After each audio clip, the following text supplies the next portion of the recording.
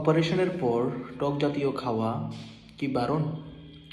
নমস্কার ত্রিপুরাবাসী, আজকে এই জিনিসটা নিয়েই আমি আপনাদের সাথে আলোচনা করব। অনেকেই ভাবেন যে অপারেশনের পর টক জাতীয় খাবার যদি আমরা খাই তাহলে ঘা শুকোয় না, এরকম একটা প্রবাদ আছে। তো সত্যি কি সেটা ঠিক না ভুল, সেটা নিয়ে আমরা আজকে আলোচনা করব। যাদের দাঁতের সার্জারি হয় বা মুখের যে কোনো জায়গায় সার্জারি হয় তাদের ক্ষেত্রে আমরা বলি যে কোনো অ্যাসিডিক ফ্রুট বা ফল বা সাইট্রাস ফ্রুট এগুলো না খেতে, সেটা সমস্যা করে অনেক সময়।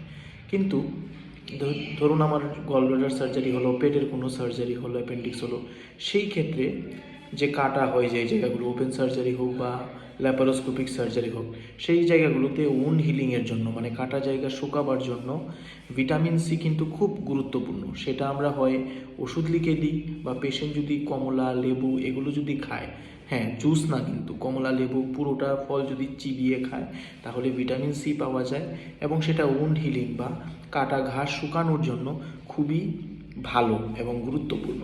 তাই টক জাতীয় ফল, এখন আমি বলবো না যে আপনি তেঁতুল খান বা খান, এগুলো বেশি খেলে অনেক সময় কি হয়, খালি পেটে খেলে গ্যাস্ট্রাইটিস হয়, গ্যাসের সমস্যা হয়, অ্যাসিডিটি বাড়ে।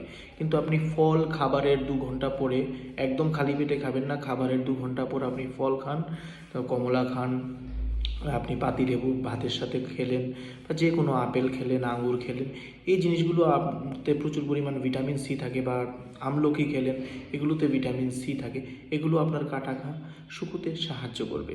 তাই এই অপবাদ একদমই ঠিক নয় যে অপারেশনের পরে আমি ফল খেতে পারবো না, টক খেতে পারবো না, এটা সম্পূর্ণ ভুল। তাই যে কোনো পেটের অপারেশনে আপনি অবশ্যই খেতে পারেন টক জাতীয় জিনিস। হ্যাঁ, দাঁতের যদি কোনো অপারেশন হয় তাহলে কিছুদিন হয়তো দাঁতের ডাক্তাররা অ্যাভয়েড করে। তাই যে কোনো কিছু খাওয়ার আগে ডাক্তারের পরামর্শ নিন, নাকি আপনার প্রতিবেশীর। সবাই ভালো থাকবেন, ধন্যবাদ।